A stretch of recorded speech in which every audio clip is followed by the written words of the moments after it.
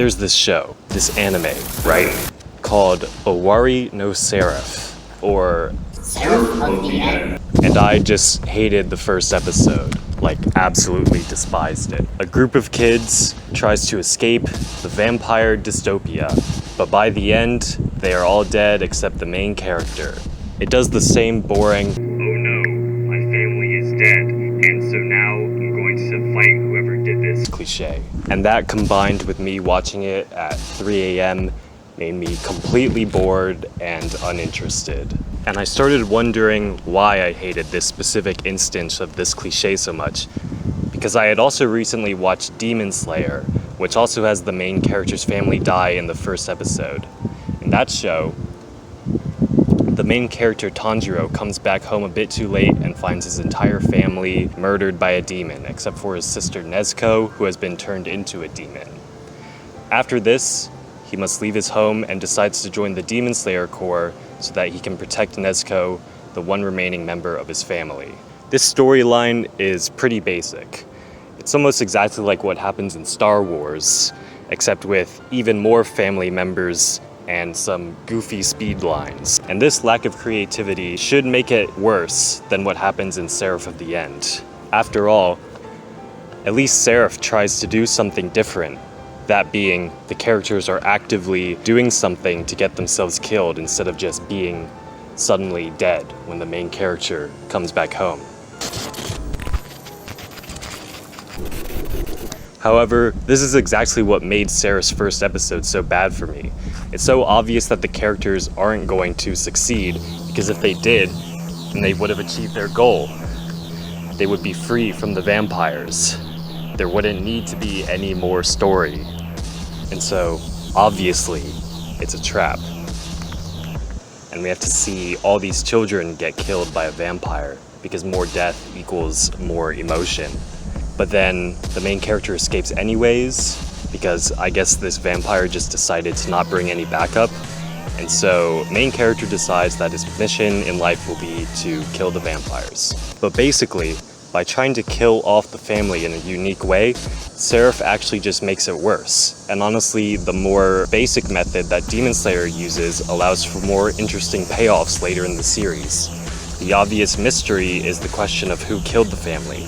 It's pretty obvious it was a demon, but later on we find out it was this specific demon, who is also like the leader of the demons, which gives another question, that being, why did the most powerful demon decide to specifically attack Tanjiro's family? Seraph of the End's method doesn't allow for any similar payoffs. We know exactly who killed Yu's family, we know exactly why, and the most interesting part of the show, which is Mika and Yu's relationship across different sides of the war, isn't even set up. For a while it seems like Mika is just dead, as long as you aren't watching the opening or looking at literally anything related to the series, since based on that it's pretty obvious that Mika is going to be important and wasn't just a random side character killed off in the first episode. And it's not like it was necessary for you to think Mika was dead, when a show like She-Ra and the Princesses of Power sets up the exact same relationship for the two leads, but has it going from the very start. Seraph fails to set up the most interesting part of the show, making it seem like it's just going to be Walmart Attack on Titan. Speaking of Attack on Titan, that show probably has the best example of this cliche that I've seen. Basically, Aaron's city is attacked by big monsters, and he sees his mom get eaten, and so obviously he wants to kill the Titans, very similarly to Seraph of the End. However, Attack on Titan's method is much more powerful than Seraph of the End, as its main purpose is to show how scary the Titans are. Attack on Titan's directing and music, in addition to the situation, play a big role in making this scene work.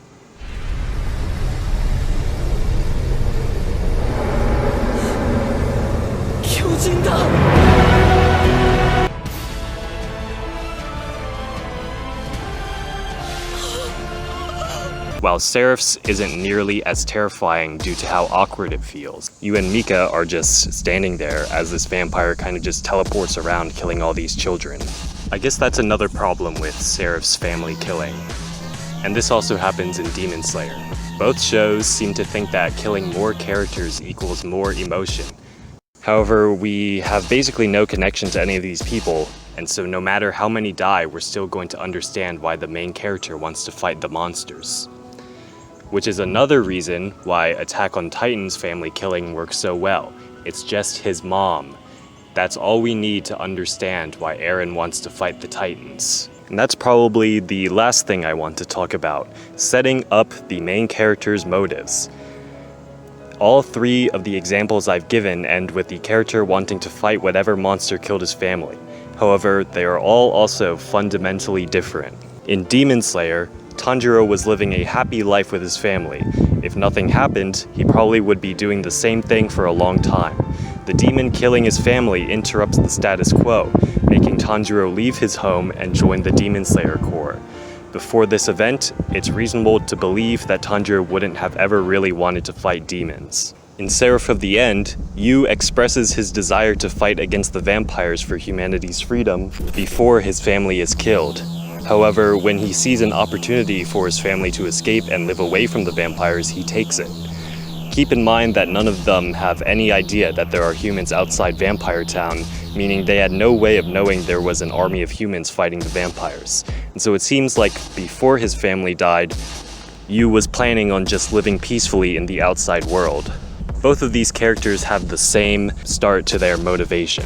Their family was killed, and so they want to fight the monsters.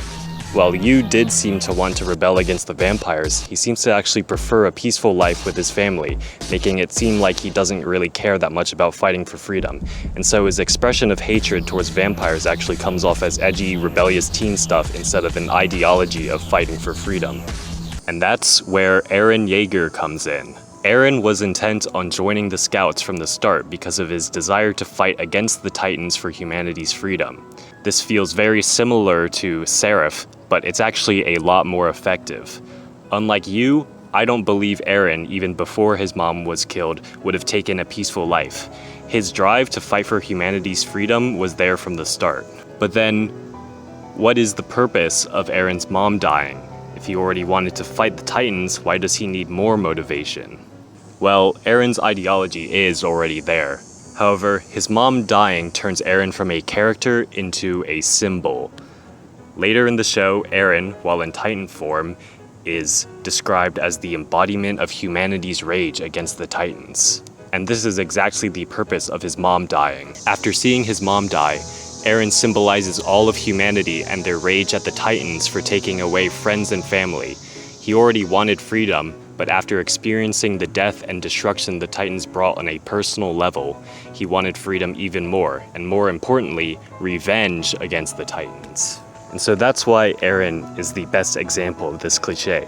He isn't just a character who saw his family die, he is the literal embodiment of rage against these monsters. His experiences with the Titans turned him from a person with this ideology to literally being the ideology.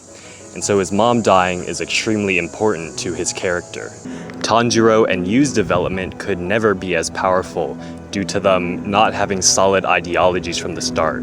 Instead of being the embodiment of an idea like Eren, they just end up being characters with understandable motivations. And that's not really a bad thing. It just ends up being boring due to the overused nature of the cliche. And that brings me to my main point in this video. This cliche is boring. It has been used too much to be a powerful reason for a character to want to fight. You need to at least add on some more unique motivations to make it not super basic. Eren is the best example, as his family death turned him into the embodiment of a feeling and idea. Tanjiro's family death is extremely basic, but the more important thing about that show is that Nezuko is there from the start. Nezuko being a demon is the most important and interesting thing about that show, and from the first episode you know that's a thing. Seraph of the End, meanwhile, completely fails. It tries to make the way in which the family dies unique, but ends up being predictable and boring. It tries to use this for the main character's motivation, but that ends up just being the cliche, unlike Attack on Titan. And it also fails at introducing the most important thing in that show, which is Yu and Mika's relationship. And so after watching the first episode, I expected nothing. Unlike Attack on Titan, where I felt a strong sense of patriotism in Eren, and unlike in Demon Slayer, where I felt that the fact that Nezuko was a demon could lead to interesting situations. Seraph of the End's family killing completely fails at being interesting. It's extremely predictable leading up to it, terribly executed in the moment, and doesn't really set up the interesting parts of the show for later. I've heard many people say that this first episode is one of the best openers to an anime that they've seen, but I can only feel that it's definitely the worst instance of this cliche that I've seen. If anything, it was indicative of how I felt most of the time while watching the show. It was boring, it was predictable, and there were only hints at things that were actually interesting. Most importantly, this first episode is not how you kill the main character's family.